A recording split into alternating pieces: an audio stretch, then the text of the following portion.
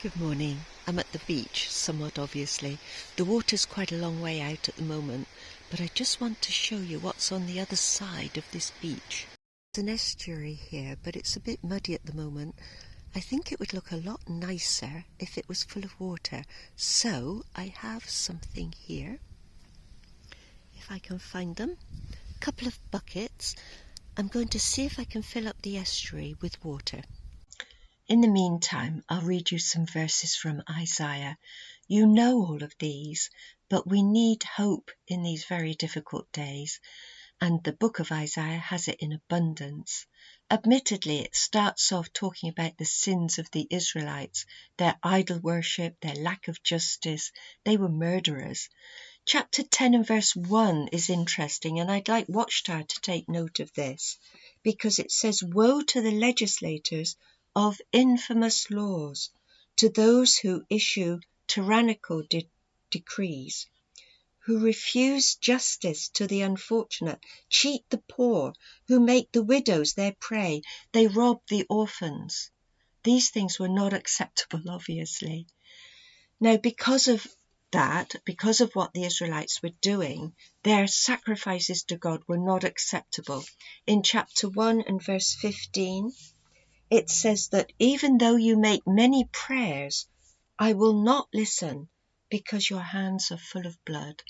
So the Lord says to them, wash yourselves, remove the evil of your deeds, learn to do good, seek justice, correct oppression, bring justice to the fatherless, and plead the widow's cause.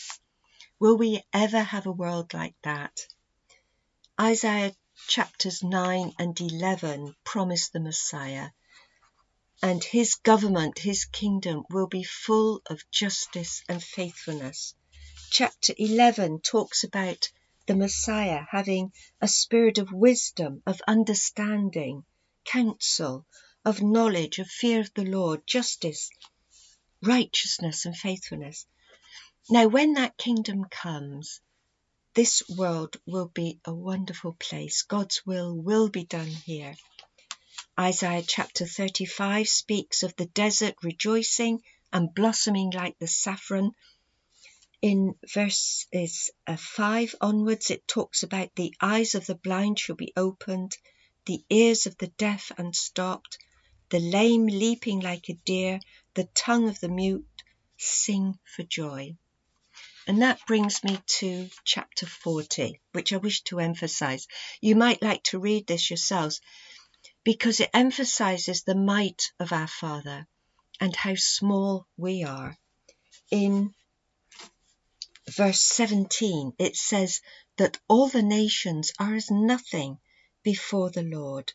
They are just a drop from the bucket.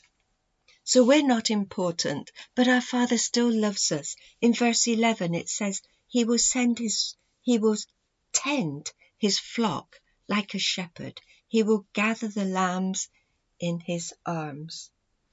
Now in verse 26, it says, lift up your eyes on high and see who has created these things. So look at the universe, look at the suns, the moons, all in their proper order. It says that he calls each of them by name, by the greatness of his might, and because he is strong in power, not one is missing. Now I looked those up in an interlinear and consequently in Strong's Concordance. And these words, the greatness of his might, his strength in power, these are all superlatives. Our Father has the ultimate in strength, ability, and power. He has absolute power. So when it says in verse 29, he gives power to the faint, and to him who has no might, he increases strength. Those who wait for the Lord shall renew their strength. They will mount up with wings like eagles. They shall run and not be weary. We can have absolute trust in those words. Our Father can do anything. So although we might be withering away on the outside, on the inside, our spiritual strength is being renewed, and we will endure until the kingdom comes. Now, how did I get on with those buckets? So, 6 hours later, job done. I'm just illustrating the absurdity of me trying to fill up this estuary with a couple of buckets of water. And yet twice a day, millions of gallons of water pour into this estuary. We take it for granted, it's the tide, they come and go. But do we have any idea of the amount of power that's needed to move the whole ocean, the Atlantic Ocean, up into this estuary?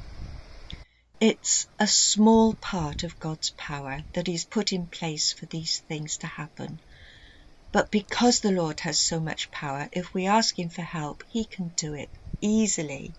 So if we have trust in that, He will help us. He can do anything that's good. Thank you so much for watching and take care. God bless.